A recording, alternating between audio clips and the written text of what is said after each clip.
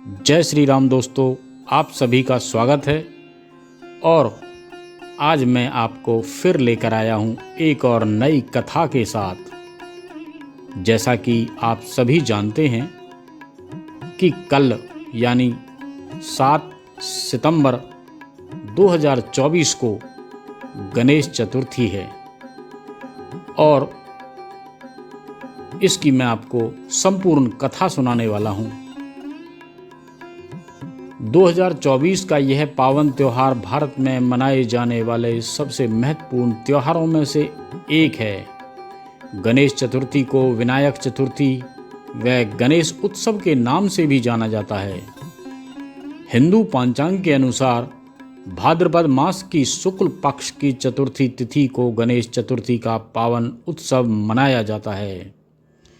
इस वर्ष गणेश चतुर्थी 7 सितंबर 2024 की है। इस दिन शनिवार है।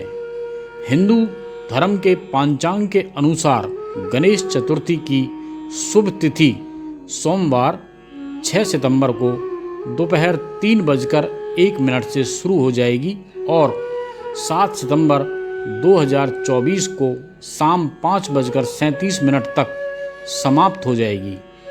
गणेश जी को ज्ञान, बुद्धि और सौभाग्य का देवता कहा जाता है।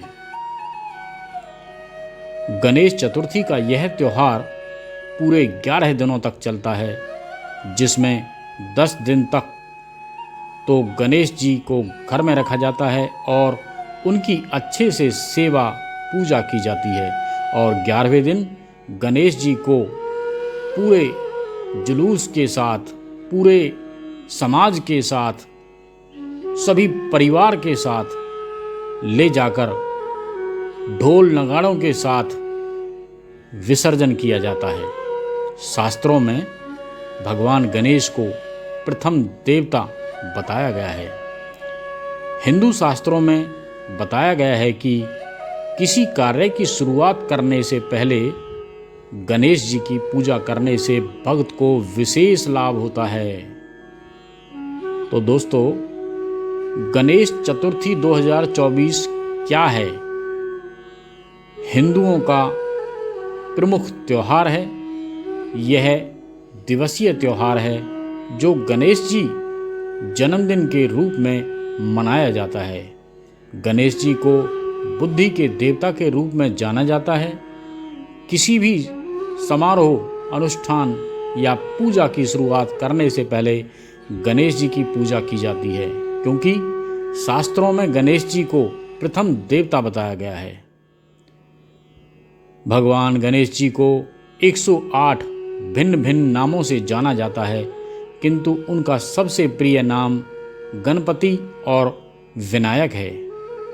गणेश चतुर्थी पूजन की शुरुआत 1 महीने पहले से ही शुरू कर दी जाती है। यह उत्सव लगभग 10 दिनों तक चलता है, जिसमें एक मिट्टी की गणेश जी की मूर्ति को घर लाया जाता है।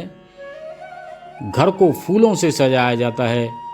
भक्त बड़ी संख्या में मंदिरों में दर्शन करने के लिए जाते हैं। जिन घरों में मूर्ति स्थापित की है वहां पर पंडाल तैयार किया जाता है और भगवान गणेश जी को प्रसन्न करने के लिए भजन व कीर्तन किए जाते हैं।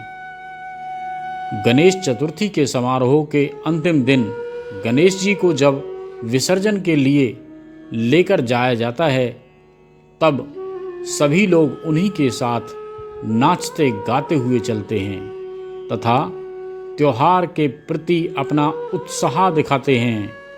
पूरे भारत देश में इस दिन हर जगहों पर भक्तों की भारी संख्या के साथ युवाओं के द्वारा बहुत ही ज़्यादा मात्रा में ढोल नगाड़ों के साथ जुलूस निकाला जाता है।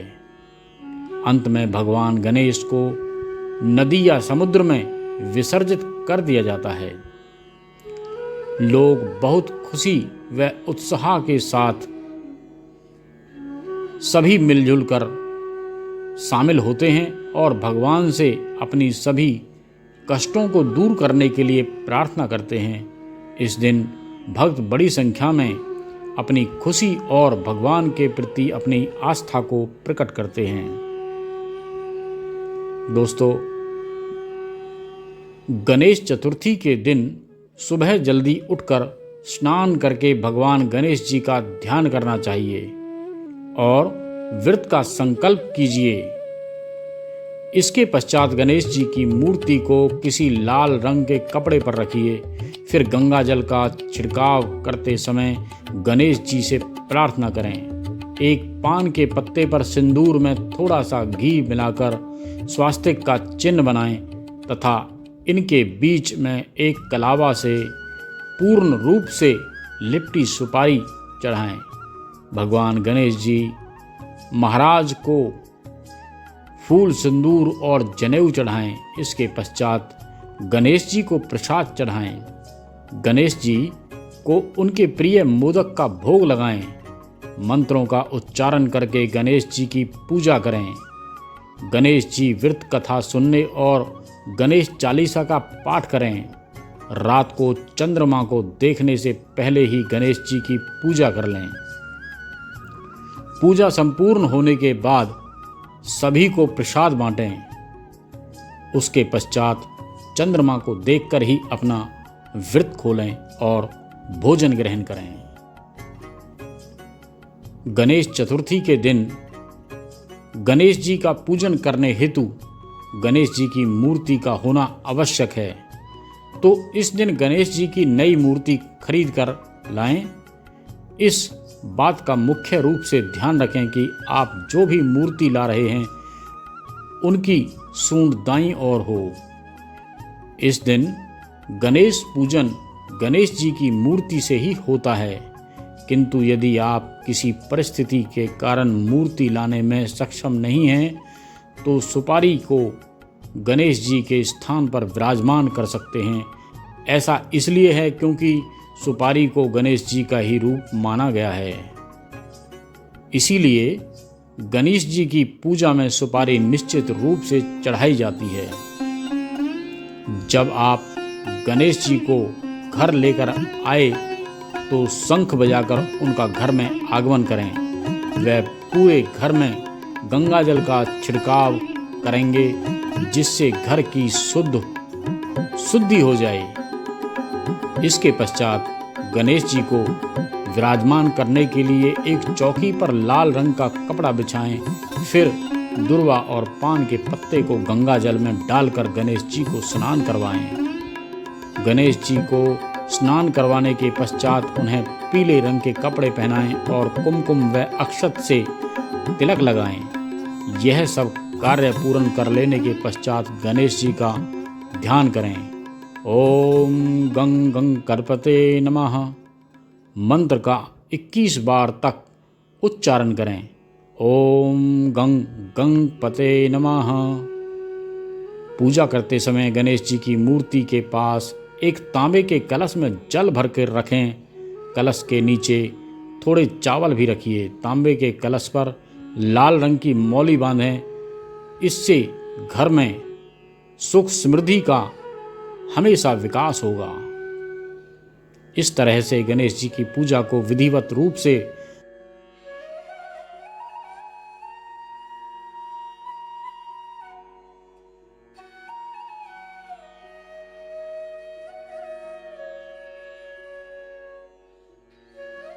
पूर्ण करने पर उनका आशीर्वाद मिलता है और गणेश जी, जिन्हें विघ्नहर्ता भी कहा जाता है, आपके सभी कष्टों को हर लेते हैं।